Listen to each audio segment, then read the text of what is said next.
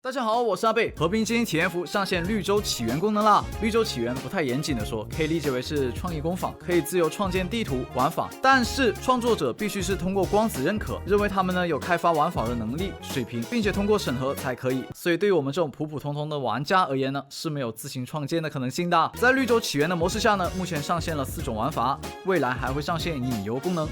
本期就让我们聊聊这上线的4个玩法，相信大家很快就能看懂看明白哦。懂的都懂。玩法1：小红帽和大灰狼，非对称性竞赛啊，两边的人数是不对等的，小红帽要多一些，玩家会被随机分到其中一个阵营。小红帽呢，需要在大灰狼的追捕之下存活5分钟，或者淘汰所有大灰狼。但淘汰所有大灰狼呢，其实是不实际的，所以就暂时不用想了。大灰狼得在5分钟内抓住所有的小红帽，抓住的小红帽会放在这个笼子里面，小红帽可以忙里偷闲，吃蛋糕升级。升到2级后呢，可以解锁蛋糕墙。作者的初衷呢是只有小红帽可以翻越高墙嘛，所以小红帽建了墙呢，大灰狼就过不去了。但是大灰狼可以从旁边绕过去啊，所以这个高墙目前来还是蛮鸡肋的。而且召唤的时候呢，还会挡在小红帽的前面。再升级，小红帽就可以变身枪手了。小红帽可以去营救被关在笼子里面的队友，所以大灰狼还得守一下家。小红帽可以跑的时候把马蜂窝弄下来，从而减速自己身后的大灰狼。对于大灰狼来说呢，就无脑攻击小红帽就行了。大灰狼还有个钩爪技能，可以勾小红帽过来。地图还会出现物品箱，双方都可以拿物品箱，根据自己的身份呢，可以随机获得一个道具。比如大灰狼就可能获得夹子啊，或者移动速度增加这种东西。下一个模式打鸭鸭，2个人拿单发狙打天上的鸭鸭，一共3回合，每回合2分钟。不同颜色的鸭子，血量不同，分值也不同，血量越高分越高。打鸭子除了分，还能获得金钱，金钱可以在商店购买道具，比如其他栓狙、配件之类的。只适用于本次打鸭鸭比赛。打空投箱还能随机获得一个道具，道具效果有个人的，比如伤害增加，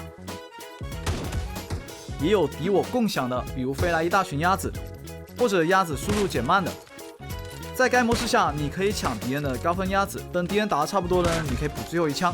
哦对了，每当你进入一个新的绿洲起源模式，你在对应的这个模式啊，键位是初始状态的，灵敏度也是，所以得花时间调好键位，灵敏度呢暂时就调不了。下一个模式是和平精英运动会，是我个人比较喜欢的。每轮竞技共3轮，每轮都得淘汰一部分人，而且每轮玩的关卡还不一定相同哦。赛制上有点像糖豆人，这种赛制呢也方便日后往里面加新的关卡。我就说说我目前玩到的吧。独角浮桥关卡，它属于跑酷玩法，掉沼气就从记忆点重来。难点在于这个浮桥啊，浮桥一次只能装2个人，要是有3个人站上去，浮桥会沉，上面的人就掉沼气里面了。高空平衡木关卡，跑酷玩法。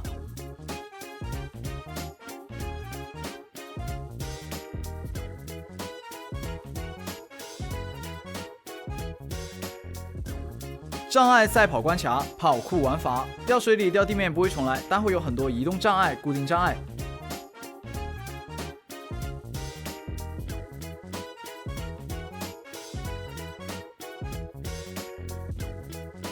屋顶跑酷关卡，玩法就在屋顶跑酷咯。唯一需要注意的是，有些木板是陷阱啊，踩在上面就掉了呀。玩这个关卡跟在别人身后跑也不错。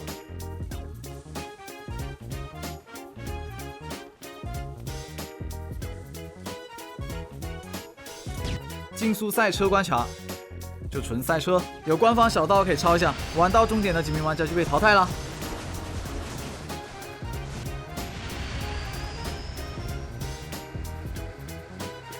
蹦床比赛关卡，像跳跳床，蹦跶起来碰到圆环就得分了。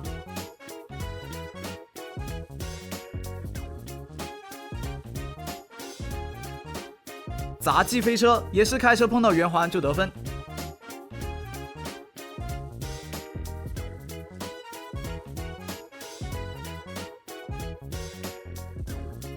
下一个模式猫鼠大作战，玩家每局都会随机分配到其中一个阵营，最终得分呢是以个人表现分计算的。老鼠阵营呢需要吃到奶酪，地图上面会有很多人机操控的假老鼠，你需要把自己伪装成是人机，让猫不要怀疑你是真人啊，然后就可以顺利吃到奶酪啦。猫呢拿着霰弹枪，不讨论 bug 的情况下，1到2枪，一般是1枪了就能淘汰掉老鼠了。但如果怀疑错了，打到人机操控的假老鼠，那么自己会大惨哦。值得注意的是啊，老鼠的伤害也爆炸高，一拳就能把猫锤成大残。玩这个模式，猫就一个技巧，用后脑勺看敌人，因为总有一些天真的敌人以为你没针对他，所以你就看不到他，他就不演了。这真的一抓一个准。